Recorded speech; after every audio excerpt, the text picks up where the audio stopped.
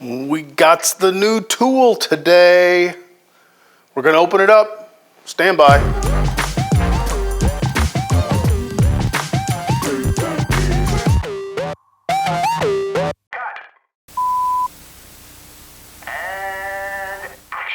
Hey everybody, welcome back to the shop. I am James, and we got a new tool today. It was on sale, plus they offered free shipping, and oh nice, they sent us a catalog too, because you know, you need something to study when you're sitting down, if you know what I mean. So yeah, this was 15 bucks off. Got it from Northern Tool and Equipment. I have ordered parts from them before, but I have never ordered, you know, a thing. What thing did I get? I got the Ironton angle grinder holder. Now, I do have a big chop saw, but sometimes, you know, you feel cute and you want to use something cute instead of something big and manly. Actually, I've got some fairly thin stainless that I'm wanting to cut, and I just don't want to use the big monster.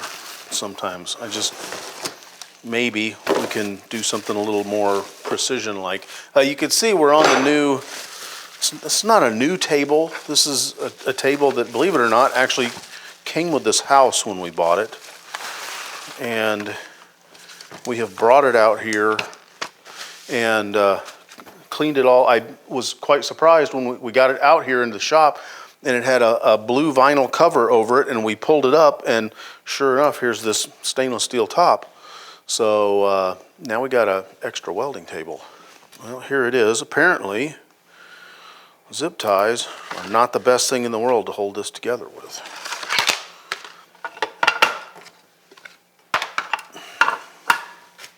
It has a, I don't know, almost, I think the marketing wank says that it's a cast iron base. So I'm just going to go ahead and put this thing together. You know what I'll do? I'll speed it up really quickly.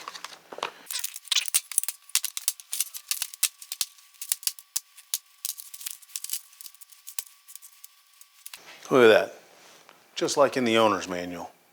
All right, I'm going to help you guys out a little bit here. You're going to need a 5 and a 6 millimeter hex wrench. You're also going to need a 14 and a 17 millimeter wrench. You're also going to need probably a 9 or a 10 millimeter wrench for this little guy. My metric doesn't go down that far, so luckily I have secured a pair of universal by measurement tools that will go, well, they'll go both ways. So that's what you're going to need to get this thing put together.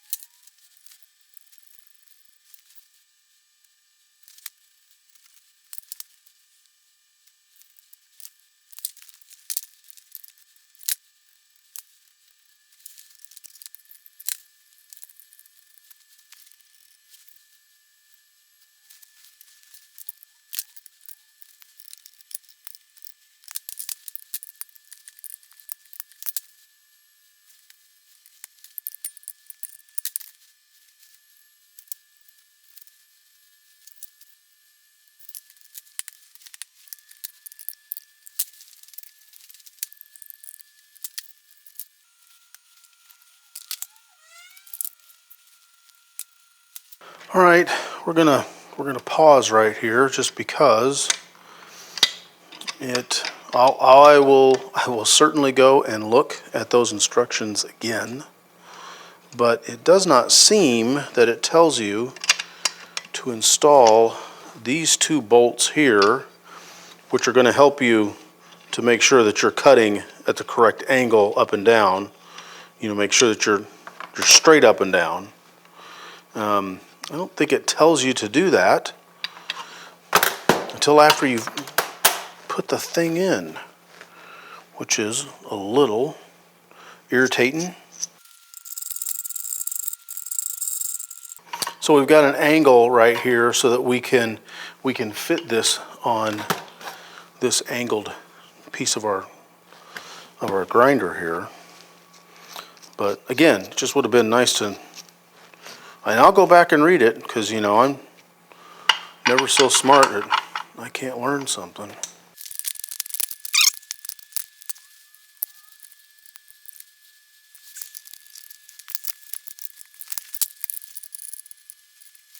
And the way you get to adjust that is with a flathead screwdriver.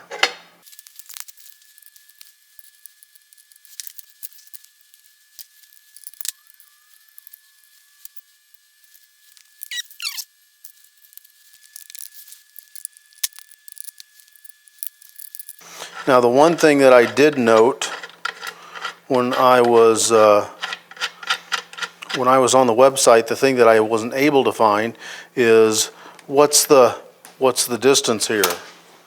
How much can I clamp onto? And the answer is not much. We're talking maybe, no, not even 2 inches.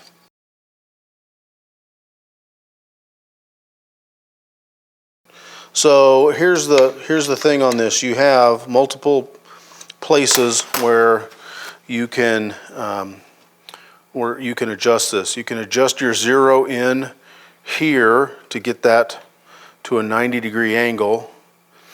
Then you can adjust this here because you may need to tweak it a little bit this way and that way. You can also tweak it here. So basically you've got an X, Y, and a Z axis that you can adjust. Now here's something interesting how you're going to initiate this, because usually when you're cutting something with your grinder, you're going to pull this back. So this might be the spot where you use if you have a lock lever. Now I don't know how long that lock lever is going to stay in there when we're doing the great vibration thing going on. So that's something that we'll have to find out. Or you could plug it into some sort of a foot controller. You certainly could do that.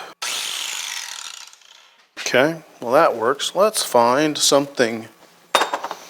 Let's try this. Just a plain old piece of 11 gauge steel. Okay, well that holds it fairly secure. This base seems moderately robust, so I don't think we're going to go flying all over the place. My advice is probably pick a spot in your shop and clamp it down.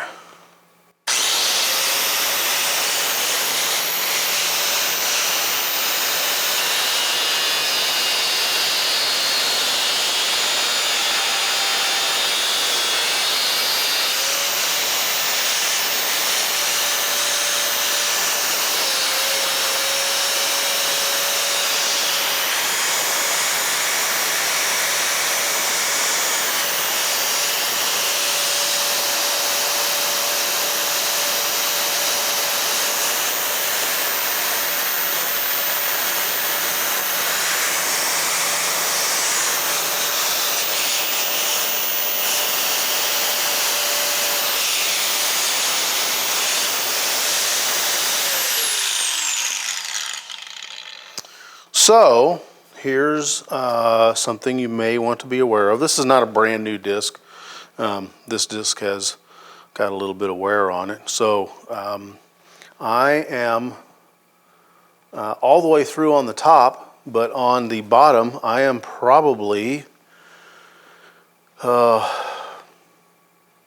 close to 3/8 of an inch shy of being able to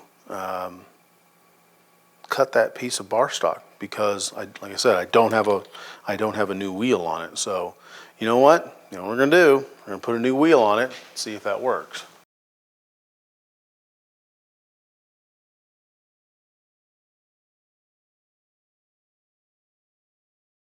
So just to show you, I don't have a tremendous amount used up off of this disc, and I'm already having trouble getting in and cutting the whole distance there. Something else to be aware of is if you've got kind of big fingers, it's a little tough to get in there and push that detent that allows you to lock the spindle while you're changing this. That's a little bit problematic. All right, well, let's try this again.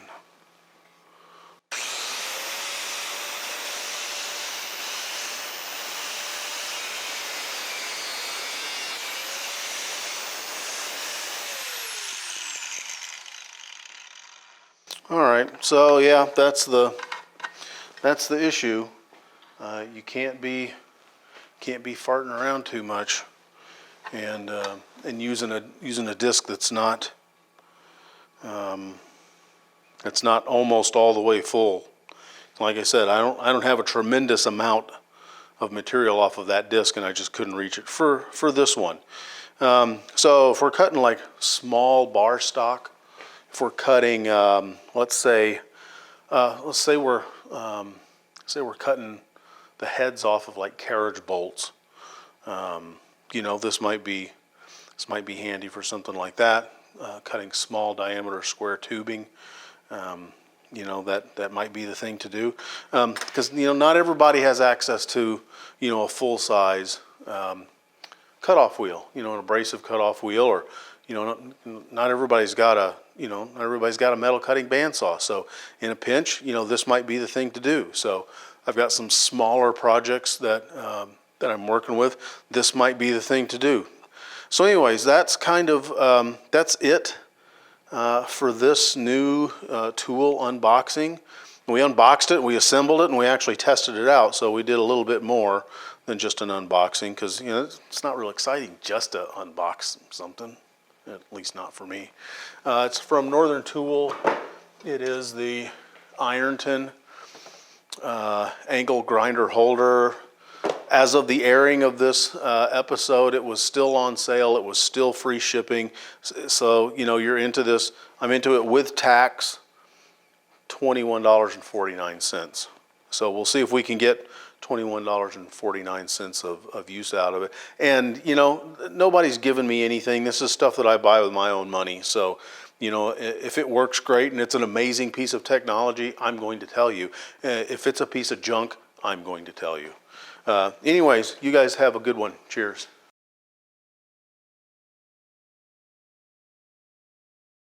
Good news. Our usefulness may have just increased. As I was taking a couple of photos of this, I decided to look on the bottom, and look, we can move our angle marker. There's a little detent or a little arrow that's supposed to align with the number on your angle, so that you can figure out what what angle you're at. Well, we can move that back. So we'll scoot this back, and then we'll see what our capacity increases to, and on top of that, how if there's a way that we can adjust how deep that goes when we pull it forward. I haven't seen one right off the bat. I don't know if there's a hard stop in there. Actually, the hard stop is the top of our grinder. Top of our grinder is hitting on this piece right here. So yeah, we'll move that around and we'll see. Maybe that gets us a little deeper cut when we move that back. Maybe that extends the useful reach of our cutoff wheel. So yeah, don't count it out yet. We'll play with it a little bit more, and we'll report back once we've had some time working with it. Okay, more. I can't leave this silly thing alone. So now that I've pushed this back all the way, now we're looking at maybe 2 3/4, maybe Depends on how these line up. This is still, I don't think that's right. I think that's still a little bit off. So we'll easily call it 2.5, but maybe as much as 2 3/4. Now, is your disc going to reach all the way across there? Maybe. Here's something else that I found out. Do you hear that noise? You know what that is? Yeah, that's my grinding wheel touching the tabletop. So there's something that we're going to have to be careful of. What we may end up doing is, we'll do this on the fly, setting this. That's still not even going to be enough right there, because I'm still hitting it there. We may end up making a base for this, a wooden base to attach this to, that's going to have a cutout so that we can go all, because if I put this off the end of the table, I can go all the way down to there. And that will get me, that looks like, yeah, that will get me the entire distance between, am I even in the shot? Yeah, here I am. Let's go like this. I need to get my monitor back. So now, when we come down, we will definitely go in between the jaws all the way on a brand new disc, but we also will dig into whatever it is we're on top of. So, all right, so it's looking a little bit better for this thing. I'll keep you guys clued in as to how I like it, working with some of this smaller stuff we've got to do. It's not, we know this is going to cut all the stuff that we need it to cut. The issue is, can we keep it the XYZ axis, can we keep it zeroed in for long enough to make it worthwhile? So anyways, this is like the third time I've ended this segment, but I keep finding stuff to adjust and play with. I think I'm going to go eat. I think we're having curried pork tonight. Yummy. All right, you guys have a good weekend. Cheers. I hope you found this episode educational or entertaining, or maybe even both. You might want to check this one out as well. Be sure to hit the subscribe button, hit the little bell to be notified when new videos drop, and if you got comments, make sure you put them down beneath the sermon notes. Thanks for hanging out with us here at the RATTLECAN Fab Shop. Y'all have a good one. Cheers.